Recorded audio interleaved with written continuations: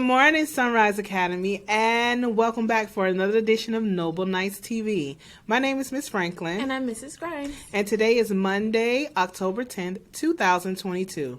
Please stand for the Pledge of Allegiance, Star Spangled Banner, and Knight's Pledge. I pledge allegiance to the flag of the United States of America and to the republic for which it stands, one nation, under God, indivisible, with liberty and justice for all.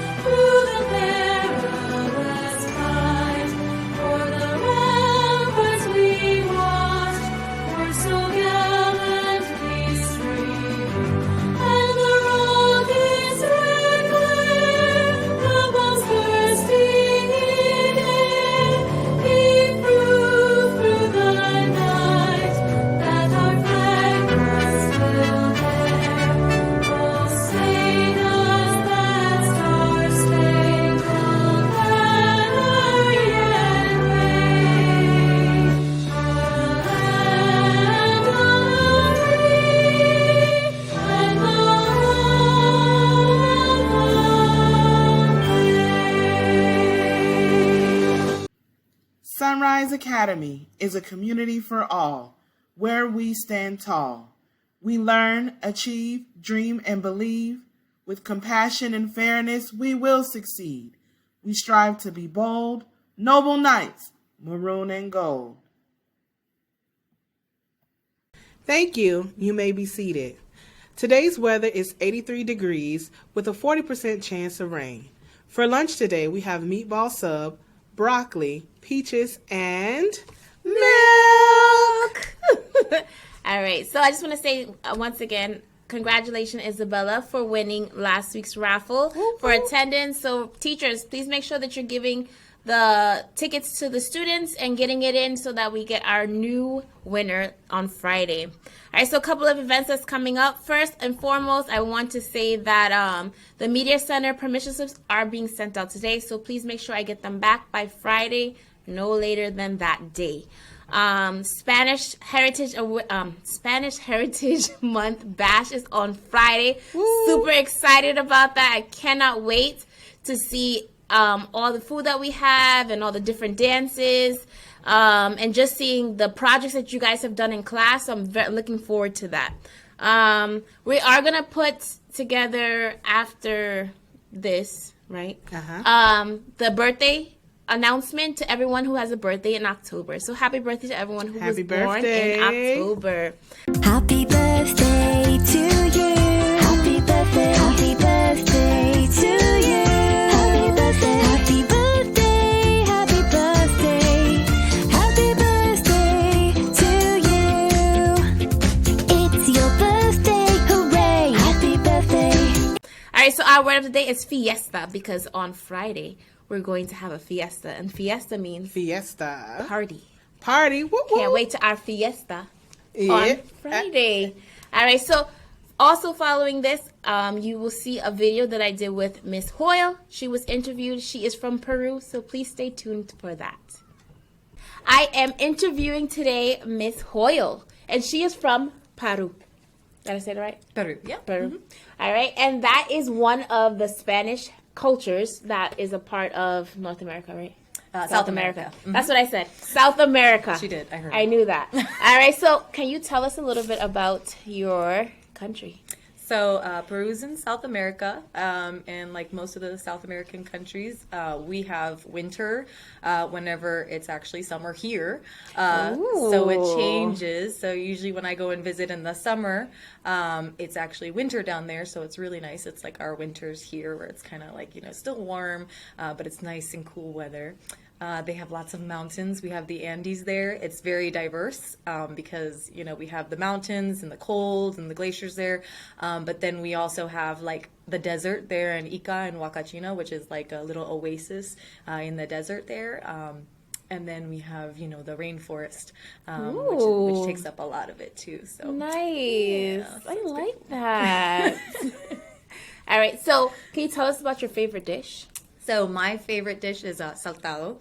It's basically like stir fry. So if you've ever had stir fry, it's like, you know, you can have chicken or beef, things like that with it. And then it's with different kinds of vegetables. So you have, you know, like broccoli or carrots. We have corn and potatoes. Those are big things in Peru. And we top it all on the rice. So we have a lot of Asian infusion in Peru. With like immigration and stuff in the past, and so that kind of like transfers over into the food. So we're very famous for ceviche, but my favorite is the saltado. So Okay. Do you have any stories that pops out at you that you would like to tell us about? well, so I have the main story. I guess everybody knows Machu Picchu. We were learning about that in class too. Is Machu Picchu? It's the big mountains. They're in the rainforest there. And, you know, it's about 6,000 feet in the elevation. Yeah, it's pretty high. 6,000 feet. And that's not even the highest that we've been in Peru. I think the highest was 15,000 feet we went in Peru. And yeah, it is very, it gets very hard to breathe. So, because you're just like up there and you're like, Yeah, because you're pretty high on that mountain. Wow. Yeah, and so the air gets thinner up there. And so we just, so you have to be careful. But, in Machu Picchu, there's a lot of like, you know, the ruins, the ancient ruins that survived colonization and all that for years, and then they found it within the past 100 years or so, and so it's still kind of intact, and they can see all the old buildings and stuff. But one of the biggest things is, you know, there's no railings or anything, so you're up there in the mountains, and you basically have like these drop offs. So you could be walking along this little cliff, and you're basically just like looking over, and you could just be falling forever. So there's a trail on the mountain, and there's no rail for you to hold on to just in case you fall. Yeah, there's nothing there. I'm not climbing that mountain. Yeah, and they actually make you like sign in and then sign out just to make sure that you made it back. So that's how. Come on, guys. It's great, but we did it, so it was good. Congratulations on that. So happy you made it back so we can do this interview. Yeah, that's good. I was happy too about that. So, all right. So you have some goodies to show us. I do. So I have llama. There's lots of little llamas. There's always shops and people walking around and selling things, and it's sad that it's one of my favorite things to do is go shopping in Peru, but like they're just so cute. Like, and so we have like these things. They're like little llamas. They're all different kinds. And they is sell, that like, the animal of your country? That's basically the main like animal? I feel like it's the animal of our country. Like that's what everybody because we domesticated the llama, and it's best for like, you know, being up in the high altitudes and stuff. And yeah, so it's a great. Well, there's even like in Machu Picchu, you go there, they have llamas like running free. They're just everywhere. They're like deer here. Like you just see them, and like you just see them like out and about. Yeah, no, there's llama crossings. There really are. So, anyways. But they've got like sweaters and all those fun things. This was my daughter's when she was little. She obviously doesn't fit into it anymore because, you know, but it's there. And then they have like all the textiles and the weaving and stuff. And they have like everything's kind of in different pictures. You know, they use pictures to tell a story. So this one's like a story of how the world began and all that stuff. And, you know, because they didn't have like a written language in ancient times for the Incas and everything like that. And so they kind of carry on that tradition of using pictures and textiles and stuff to tell stories a lot. So yes, I remember learning about the Mayans and Aztecs and the Incas. I thought they were pretty amazing people. I'm not gonna lie, they were a very smart civilization that they were able to use calligraphy to speak what they wanted everyone else to know. Yeah. So that's very smart. And they were good with math, and I love math. So yeah, that's like they make those like buildings without like even having to use tools or stuff. It was just crazy. They were able to like piece stuff together, and it just stayed there. So it was neat. Yeah.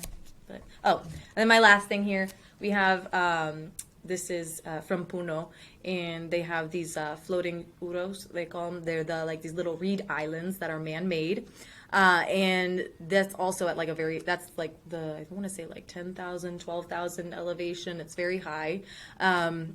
And they have like these little reeds that they're basically putting these reeds down continuously to keep these little floating islands. And so people live there. It's the indigenous tribes. They live there, and they use boats that are kind of like this to get around and go back off the islands into town to sell things. And so these are some of the reeds that they use to make these like little boats and little wares and stuff. And That's pretty cool. Yeah, it's pretty I cool. like that. Yeah, they live in little houses like this, and it just basically has their beds, and they're very, very easy. Like they're like, this is all we need, so that's it. It's good. Nice. I like it.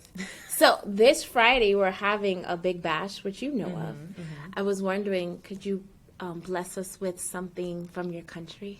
Yes, I am definitely bringing in something. I've told a lot of my kids to bring in Inca Cola, so if you guys haven't had Inca Cola, we'll be bringing that either way, because it's very good. It's a nice soft drink. It tastes kind of like bubble gum, and it actually is like the most popular soda in Peru. Yeah. So they have Inca Cola, and then they have Coca-Cola, and then it goes on from there. But like they'll serve it like when you're like if you're taking a trip or on the train or something, it's right there on the menu, just the same as all those. So we'll have that, and then I haven't decided if I want to make yuca fries or if I want to make the picarones, which is like a yuca type of fries. donut. Yeah. So we're gonna see, because my cooking skills aren't the best, but but they're stop. No.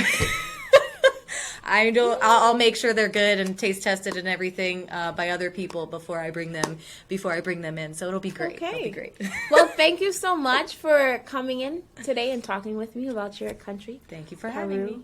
Okay, guys. Thank you. Have a wonderful day. See you tomorrow. Hasta mañana. Hasta mañana.